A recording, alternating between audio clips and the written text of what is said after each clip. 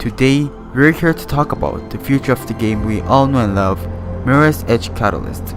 We're gonna focus on the franchise as a whole, and what we really want if we're to get a new sequel to Catalyst. Now, in my personal opinion, the very first thing DICE needs to do is get back to the drawing board for combat. Faith. Now, please don't get me wrong, I'm not saying you guys need to start from scratch all over again, as the combat mechanics are already pretty good when they work, but the only problem is they seldom do. The combat in this game has so much potential, yet it is dragged down by the abundant amount of glitches that they have. The teleporting case of guards, the unjustifiable hitboxes that get you damaged for melee hits, even when a comfortable meter away, but most importantly, you don't have a choice but to stay and fight half the time. This is contradictory to what the game tries to tell you on multiple occasions. In one of the loading screen tips of Mirror's Edge Catalyst, it literally says when traversing the City of Glass, it is often preferable to run away from Kugersek, and that you don't always have to stay and fight, because you shouldn't have to. But there are multiple missions in which you need to take these guards out to proceed. So if you can't create a good enough combat moveset, please do not impose it on the players.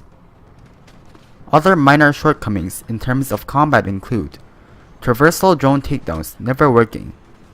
Traversal attacks have always been a cool way to take down enemies, but I've recently found out that they never really work against drones. For instance, springboard heavy attacks to take down drones seldom work, while quick turn traversal attacks never quite work against drones because the drone is always below you when you make the jump. This can be fixed by implementing a fall onto the drone move, so you can take these drones out even if you're above them, which should be the case. Also, please consider adding the freedom to grab onto the casing drones. Maybe let us grab onto them and smash them on the floor. Alright, AI. The boss in this game are absolutely terrible. I can tell they've been coded not to attack while you're near one of their teammates. But the problem is, this isn't always the case. The combat lacks consistency, and sometimes the drones and the VTOL's burst fire gets you killed in a matter of seconds. And these aircrafts even engage while there's an enforcer protector right next to me, which should theoretically kill these guards considering how little health they've got, but surprise surprise, it deals no damage to them.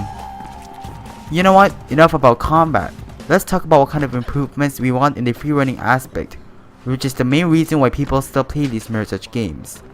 I've had the chance to talk to the Mirror's Edge Catalyst Discord group, and some of my personal friends that play the game, and here are some of the improvements that they long for. More moves, more levels, eliminate the focus bar system, get rid of the upgrade tree or adjust it so that the basic moves don't need to be unlocked, more side missions, and I know for sure I can't agree with them more, especially the focus bar system. It just doesn't work half the time, and your focus drops down to 0 even if you stop for a while. Also, the stop on the edge move when you shift at the edge of a building is extremely annoying, as mentioned by multiple people on the Discord server. But what about the map? Should they create a new map based on a different city from Cascadia, the fictional country in which the game takes place, or should they build upon what we already got in the form of glass? Should they give us more freedom to roam the streets? And should they add more indoor sections? Most people I've talked to seem to agree with the latter being enlarged glass. I would agree, but to an extent.